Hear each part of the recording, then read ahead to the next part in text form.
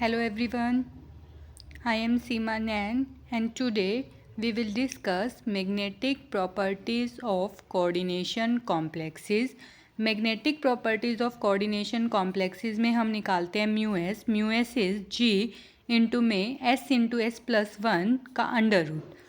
तो where g is spectroscopic splitting factor, spectroscopic splitting factor की value for a free electron it's known. This has been calculated and it is 2.0023 for free electron and mu s is spin only magnetic moment जो हम निकालते हैं and s is total spin quantum number. s is total spin quantum number. ये हम कैसे निकालते हैं ये भी हम डिस्कस करेंगे. बट इस पूरे फॉर्मूले को निकालने की बजाय we use this formula. This is easy to find out और दोनों से सेम रिजल्ट निकलता है. This formula is easy. तो म्यू एस क्या होता है? म्यू एस होता है एन इंटू में n+2 का under root where n is number of unpaired electrons. कि किसी भी कॉम्प्लेक्स में कितने अनपेयर्ड इलेक्ट्रॉन्स हैं वो इससे निकल जाते हैं. n होता है नंबर ऑफ अनपेयर्ड इलेक्ट्रॉन्स. कैसे निकालते हैं वो हम डिस्कस करेंगे. फॉर एग्जांपल हमें किसी भी कॉम्प्लेक्स का म्यू एस निकालना है, मतलब स्पिन मैग्नेटिक मोमेंट निकालना है, स्पिन ओनली.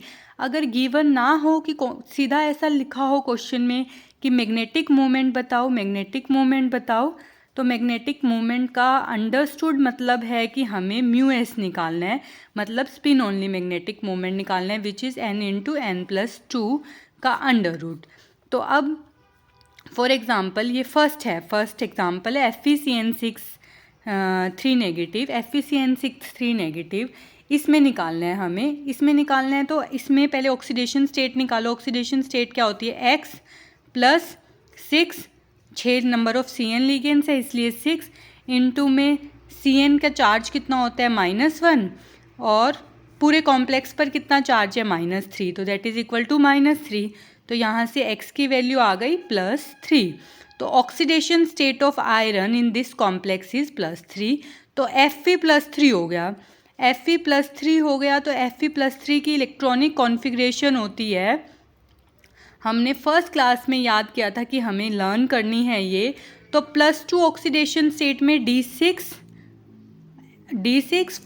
होता है. 4s2 इलेक्ट्रॉन्स निकल जाएंगे, 3D6 होगा. But that would be in +2 oxidation state. +3 oxidation state में इट वुड बी 3D5, मतलब 5 इलेक्ट्रॉन्स होंगे. 5 इलेक्ट्रॉन्स आप फिल करो D में. 1 2 3 4 5 ऐसे फिल कर सकते हो आप. लेकिन ये तो रैंडमली अरेंज हो गए. अब क्योंकि ये ऑक्टाहेड्रल कॉम्प्लेक्स है CN6, तो ऑक्टाहेड्रल कॉम्प्लेक्स में क्या होगा? T2G में फिल होएंगे पहले. क्योंकि CN एक स्ट्रॉन्ग फील्ड लिगेंड है तो पेयरिंग होगी तो ये ऐसे हो जाएगा. तो मतलब इसकी कॉन्फ़िगरेशन हो गई T2G6 मतलब एक भी इलेक्ट्रॉन ऐसा नहीं है इस कॉम्प्लेक्स में जो अनपेयर्ड हो. तो n की वैल्यू हो गई 0 और यहाँ पे स्पिन ओनली मैग्नेटिक मोमेंट आ गया 0. ये इतना इजी था. अब दूसरा एग्जाम्पल लो FeCN6 4 नेगेटिव. इसका एग्जाम्पल लो. इसमें Fe की ऑक्सीडेशन स्टेट हो जाएगी +2, आप निकाल लेना. सिमिलर इस तरीके से ही +2 ऑक्सीडेशन स्टेट हो जाएगी. उसमें यहाँ T2G6 कर देना, T2G5 है तो यहाँ 5 आ जाएगा. नंबर ऑफ अनपेयर्ड इलेक्ट्रॉन्स 1 हो गए. नंबर ऑफ अनपेयर्ड इलेक्ट्रॉन्स 1 हो गए तो 1 into 1+2 that would be equal to 3 √3. तो 1.78 इसकी कुछ वैल्यू हो जाएगी मैग्नेटिक मोमेंट की. अब Fe+2 है इसमें तो इसमें D6 कॉन्फ़िगरेशन हो गई. D6 कॉन्फ़िगरेशन और CN स्ट्रॉन्ग फील्ड लिगेंड है मतलब T2G6 हो गया. T2G6 मतलब 0 अनपेयर्ड इलेक्ट्रॉन, तो इसकी मैग्नेटिक मूवमेंट कितनी हो गई? 0 और इसकी कितनी हो गई? 1.78. इसकी 1.78. अब अगर हमें FeH2O2 पॉजिटिव की निकालनी हो तो ये न्यूट्रल लिगेंड है, 0 चार्ज है, तो आयरन पर क्या चार्ज हो गया? 2. आयरन पर चार्ज हो गया 2. Fe+2 ऑक्सीडेशन स्टेट हो गई इसकी +2 एंड इलेक्ट्रॉनिक कॉन्फ़िगरेशन हो गई D6 मतलब T2G. अब देखो T2G और EG में फिल करना है क्योंकि वाटर एक वीक फील्ड लिगेंड है तो मतलब T2G में पहले 3 इलेक्ट्रॉन फिल होंगे, फिर EG में 2 इलेक्ट्रॉन फिल होंगे, फिर जो 4th इलेक्ट्रॉन होगा वो फिर से T2G में फिल होगा, तो इसकी इलेक्ट्रॉनिक कॉन्फ़िगरेशन होगी ये। मतलब पहले T2G में तीन T2G होती है ना, DXY, DYZ, DZX। इस लेक्चर को देखने से पहले आप प्रीवियस लेक्चर्स देख लीजिएगा, अदरवाइज़ ये समझ नहीं आएगा। तो इसकी इलेक्ट्रॉनिक कॉन्फ़िगरेशन लिखनी है वीक फील्ड लिगेंड में, तो T2G4 EG2 हो जाएगी। अब T2G4 EG2 हो गया तो मतलब 1 2 3 4 1 2, तो इसमें अनपेयर्ड इलेक्ट्रॉन्स हो गए 4, 2 ये अनपेयर्ड इलेक्ट्रॉन्स हो गए 4। आप n की वैल्यू पुट कीजिएगा 4, तो n इंटू n+2 का under root that would be μs, तो 4 पुट करिए, 4 इंटू 4+2, तो ये जो भी आंसर आएगा that would be magnetic moment for iron in this complex.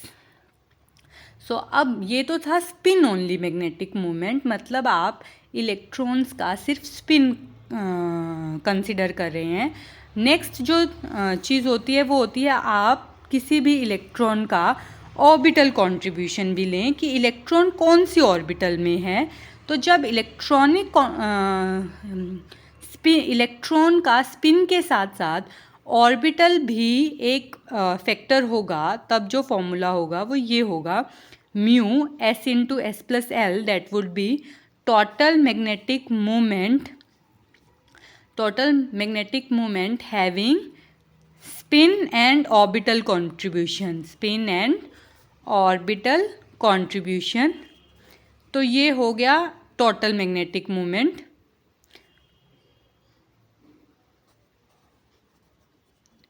ठीक है, ये हो गया टोटल मैग्नेटिक मोमेंट। तो इसका फॉर्मूला होता है 4s into S plus 1 plus L into L plus 1, ये इसका फॉर्मूला हो गया है। अब इसमें s और क्या होते हैं, s होता है टोटल स्पिन क्वांटम नंबर और l होता है टोटल एंगुलर क्वांटम नंबर। अब किसी भी मॉलिक्यूल में s कैसे निकालते हैं, s निकालते हैं 1/2 जो एक इलेक्ट्रॉन का स्पिन होता है, इनटू में n is again number of unpaired electrons आप निकाल सकते हो। सबसे पहले आप लोगों को ऑक्सीडेशन स्टेट ऑफ मेटल निकालना है। ऑक्सीडेशन स्टेट निकालने के बाद आपको ये पता चल जाएगा उसकी इलेक्ट्रॉनिक कॉन्फ़िगरेशन क्या है, एंड इलेक्ट्रॉनिक कॉन्फ़िगरेशन निकालने के बाद आपको नंबर ऑफ अनपेयर्ड इलेक्ट्रॉन्स पता चल जाएंगे किसी भी कॉम्प्लेक्स में, जैसे हमने ऊपर किया है। ठीक है, उसके बाद एल क्या होता है, टोटल एंगुलर क्वांटम नंबर होता है एल। अगर एस ऑर्बिटल के लिए निकाल रहे हो तो एल की वैल्यू 0 होती है, पी के लिए निकाल रहे हो तो एल की वैल्यू 1 होती है, पी के लिए एल की वैल्यू 1 होती है, सो ऑन, डी के लिए 2, एफ के लिए 3 एंड सो ऑन, ऐसा होता है। एस के लिए 0, पी के लिए 1 2, फिर पी के लिए 1, डी के लिए 2, एफ के लिए 3 एंड सो ऑन। तो ये फिक्स होती है जिस ऑर्बिटल में इलेक्ट्रॉन है, आप उसके अकॉर्डिंगली एल की वैल्यू फाइंड आउट कर सकते हो। सो नेक्स्ट चीज़ इज़ जो हमें इसमें देखनी है वो ये है कि हम ऑर्बिटल कंट्रीब्यूशन कंसिडर किस किस में करेंगे। ऐसा तो नहीं हो सकता जब आपको स्पिन ओनली मैग्नेटिक मोमेंट हम करा रहे हैं तो इसका मतलब है कि ऑर्बिटल कंट्रीब्यूशन हर जगह तो कंसिडर नहीं किया जाएगा। तो ऑर्बिटल कंट्रीब्यूशन कहाँ कंसिडर करना है, ऑर्बिटल कंट्रीब्यूशन वहाँ कंसिडर करना है जहाँ पे T2G ऑर्बिटल्स कौन सी होती हैं, DXY, DYZ and DZX orbital, DXY, DYZ and DZX orbitals, ये तीनों ऑर्बिटल्स अनसिमेट्रिकली फील्ड होती हैं, तब ऑर्बिटल कंट्रीब्यूशन लगता है। अगर EG ऑर्बिटल्स अनसिमेट्रिकल फील्ड होती हैं तो बहुत वेरी स्लाइट इफ़ेक्ट होता है, बहुत कम इफ़ेक्ट होता है ऑर्बिटल कंट्रीब्यूशन का, बहुत कम इफ़ेक्ट होता है। द रीज़न इज़ जो T2G ऑर्बिटल्स हैं वो हैं DXY, DYZ, DZX। ये जो ऑर्बिटल्स है ये इंटर कन्वर्टिबल हैं, दीज आर इंटर कन्वर्टिबल। इसका मतलब है हम किसी एक्सिस के अराउंड रोटेट करके DXY, dy और dzx ऑर्बिटल को इंटरचेंज कर सकते हैं। मतलब dxy को dyz में कन्वर्ट कर सकते हैं, dyz को dzx में कन्वर्ट कर सकते हैं, क्योंकि ये इनकी शेप सेम होती है, सेम शेप होती है, सिर्फ ओरिएंटेशन डिफरेंट होता है। ओरिएंटेशन को हम चेंज कर सकते हैं बाय रोटेशन, ओरिएंटेशन डिफरेंट होता है, हम उसे चेंज कर सकते हैं। लेकिन जो ये ऑर्बिटल्स हैं इनकी शेप डिफरेंट होती है, शेप डिफरेंट होती है। These are not interconvertible, हम इनको एक दूसरे में चेंज नहीं कर सकते बाय एनी मेथड, रोटेशन वगैरह किसी मेथड से नहीं। तो इसलिए इनमें ऑर्बिटल कंट्रीब्यूशन बहुत कम होता है और इनमें ऑर्बिटल कंट्रीब्यूशन ज़्यादा होता है। ठीक है, अब अनसिमेट्रिकली फील्ड का क्या मतलब होता है? अनसिमेट्रिकली दो चीज़ें होती है, एक तो सिमेट्रिकली फील्ड, हम पहले सिमेट्रिकली फील्ड समझ लेते हैं। सिमेट्रिकली फील्ड होता है not field, empty, empty, half field, half field और फुल फील्ड। ये तो हो गई सिमेट्रिकली फील्ड, या तो कोई ऑर्बिटल पूरी भरी हुई है या पूरी खाली है, या फिर हाफ फील्ड है, मतलब एक एक इलेक्ट्रॉन, जैसे अगर T2G की बात करें हम, T2G की, तो ये हाफ फील्ड हो गई। ठीक है, और फुल फील्ड क्या होगी? T2G, ये फुल फील्ड हो गई। और एम्प्टी मतलब एक भी इलेक्ट्रॉन नहीं है, वो एम्प्टी हो गया। ठीक है, तो ये T2G ऑर्बिटल सिमेट्रिकली फील्ड है। अनसिमेट्रिकली फील्ड क्या होंगे? इनके अलावा जो भी होगा that would be unsymmetrically field. For example unsymmetrically field क्या होंगे? फॉर एग्जाम्पल T2G में एक इलेक्ट्रॉन, T2G में 2 इलेक्ट्रॉन्स, T2G में 4 इलेक्ट्रॉन्स, T2G में 5 इलेक्ट्रॉन्स। ऐसे ही EG भी अनसिमेट्रिकली फील्ड और सिमेट्रिकली फील्ड हम फाइंड आउट कर सकते हैं कौन सी सिमेट्रिकली फील्ड होगी, कौन सी अनसिमेट्रिकली फील्ड होगी। जो जिसमें भी ऑर्बिटल्स अनसिमेट्रिकली फील्ड होगी उन्हीं में ऑर्बिटल कॉन्ट्रीब्यूशन लगेगा। Next is questions of CFSE and pairing energy calculation. तो हम ये भी करेंगे, जैसे फॉर एग्जांपल ये हमने अभी तक किया नहीं है, लास्ट लेक्चर के लिए छोड़ा था मैंने ये। फॉर एग्जांपल हमारे पास क्रोमियम H262 पॉजिटिव है, तो क्रोमियम H262 पॉजिटिव में ऑक्सीडेशन स्टेट क्या होगा? X+, वाटर न्यूट्रल है, उस पर 0 चार्ज है, इनटू में 6 इज इक्वल टू +2, तो X would be +2, oxidation state हो गया +2। इसमें ऑक्सीडेशन स्टेट +2, क्रोमियम इन +2 oxidation state having configuration 3d4, मतलब 4 इलेक्ट्रॉन्स हैं, और ये ऑक्टाहेड्रल कॉम्प्लेक्स है और वाटर वीक फील्ड लिगेंड है, तो इसलिए पेयरिंग नहीं करेगा। पेयरिंग नहीं करेगा तो ये ऑक्टाहेड्रल कॉम्प्लेक्स का एनर्जी डायग्राम होता है। तो फर्स्ट इलेक्ट्रॉन यहाँ जाएगा T2G में, फर्स्ट सेकेंड थर्ड, और फोर्थ इलेक्ट्रॉन EG में जाएगा, क्योंकि ये वीक फील्ड लिगेंड है तो पेयरिंग नहीं होगी। तो इसका CFSE क्या हो जाएगा? CFSE would be -0.4 delta not into में number of electrons in T2G orbital that is 3 plus 0.6 delta not into में number of electrons in EG orbital that is 1। तो इसको हम कैलकुलेट कर लेंगे, that would be CFSE that would be -0.6 delta not. अब क्योंकि ये वीक फील्ड लिगेंड था ऑक्टाहेड्रल कॉम्प्लेक्सेस में, तो pairing energy is 0। Pairing energy 0, pairing energy 0 क्यों? क्योंकि ये वीक फील्ड लिगेंड है, वीक फील्ड लिगेंड पेयरिंग नहीं करेगा, इसलिए पेयरिंग एनर्जी 0 है। पेयरिंग एनर्जी सिर्फ स्ट्रॉन्ग फील्ड लिगेंड के केसेस में और ऑक्टाहेड्रल कॉम्प्लेक्सेस के केसेस में होती है, ये हमने लास्ट क्लास में भी डिस्कस किया था। For example COCN6 for negative, आप इसमें ऑक्सीडेशन स्टेट ऑफ मेटल निकाल लेना, कोबाल्ट +2 आ जाएगा। कोबाल्ट +2 इज 3d7, 3d7 का, और this is strong field ligand, तो मतलब पेयरिंग होगी। पेयरिंग होने का मतलब है जो इलेक्ट्रॉन्स हैं पहले T2G में फिल होंगे, 1 2 3, fourth electron will be here, pairing होगी 5th 6th एंड देन 7। तो CFSE क्या हो जाएगी? CFSE हो जाएगी 0.4 इंटू में 6 माइनस 0.4 इंटू में 6 number of electrons in T2g orbital delta not plus इसमें 1 है तो 0.6 डेल्टा नॉट इंटू में 1, आप इसको कैलकुलेट कर लीजिएगा, दैट वुड बी CFSE। और पेयरिंग एनर्जी के लिए क्या होगा, क्योंकि ये एक स्ट्रॉन्ग फील्ड लिगेंड है तो ये पेयरिंग करेगा, तो हमें डिफरेंस इन पेयर निकालना है। तो पेयर्स में कैसे डिफरेंस निकालना है, 5 इलेक्ट्रॉन्स 5 ऑर्बिटल्स हैं, उनमें 7 इलेक्ट्रॉन्स फिल कर दीजिए, ऐसे ये फिल हो गए। यहाँ पे कितने पेयर्स हैं, 2 पेयर। यहाँ कितने पेयर हैं, 3 पेयर। डिफरेंस कितना हो गया इन दोनों में, 1 पेयर का। तो पेयरिंग एनर्जी हो गई 1p for this complex, pairing energy 1p हो गई और CFSE ये हो गई।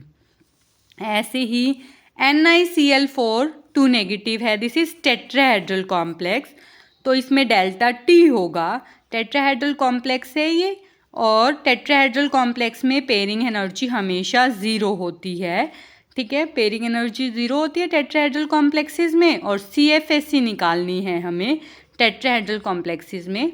तो ये वीक फील्ड लिगेंड है, ये वीक फील्ड लिगेंड है। और इसमें निकल का ऑक्सीडेशन स्टेट क्या है, इसमें निकल का ऑक्सीडेशन स्टेट +2 आप निकाल लीजिएगा, +2 ऑक्सीडेशन स्टेट है, तो उसकी इलेक्ट्रॉनिक कॉन्फ़िगरेशन क्या होगी, निकल इन +2 ऑक्सीडेशन स्टेट इज 3d8। तो अब 3d8 को टेट्राहेड्रल में फिल कीजिए, तो टेट्राहेड्रल ऐसे होता है, E और T2 ऐसे होते हैं, D8 फिल कीजिए, 1 2 3 4 5 6 7 8, पहले E ऑर्बिटल फिल होगी, पूरी नहीं, एक एक इलेक्ट्रॉन फिल होगा, फिर T2 में एक एक इलेक्ट्रॉन फिल होगा क्योंकि वीक फील्ड लिगेंड है Cl, तो उसके बाद दूसरे बाकी के सेकेंड इलेक्ट्रॉन फिल होगा। तो CFSE क्या हो जाएगी, CFSE होती है इसमें, ये वाला डिफरेंस क्या होता है, 0.6 माइनस 0.6 डेल्टा T इंटू में number of electrons in E orbital that is 4 plus 0.4 delta T into में number of electrons in T2 orbital that is 4। तो इसको कैलकुलेट कर लीजिएगा, जो भी आंसर आएगा दैट वुड बी CFSE। ऐसे ही आप MnCO6 4 नेगेटिव के लिए कर सकते हैं। पहले मैंगनीज का ऑक्सीडेशन स्टेट निकालना है, फिर उसकी इलेक्ट्रॉनिक कॉन्फ़िगरेशन निकालनी है। ऑक्टाहेड्रल के केस में जो CO है that is a strong field ligand, आप खुद से ट्राई कीजिएगा। स्ट्रॉन्ग फील्ड लिगेंड है तो पेयरिंग करेगा तो पेयरिंग एनर्जी भी आएगी, पेयरिंग एनर्जी कितनी आएगी और CFSE कैसे निकलेगी वो आप कीजिएगा। ऐसे ही लास्ट एग्जाम्पल है NiCO4 2 पॉजिटिव, निकल +2 ऑक्सीडेशन स्टेट में है, this is a strong field ligand, तो ये पेयरिंग करेगा बट पेयरिंग एनर्जी 0 होती है टेट्राहेड्रल कॉम्प्लेक्सेस में। आप इसको सॉल्व करके देखिएगा, अगर कोई कन्फ्यूजन है तो आप कमेंट्स कर सकते हैं, we can make another video on your confusions on crystal field theory. तो क्रिस्टल फील्ड थियोरी मेरे हिसाब से इन लेक्चर्स में कंप्लीट हो गया है। Thank you.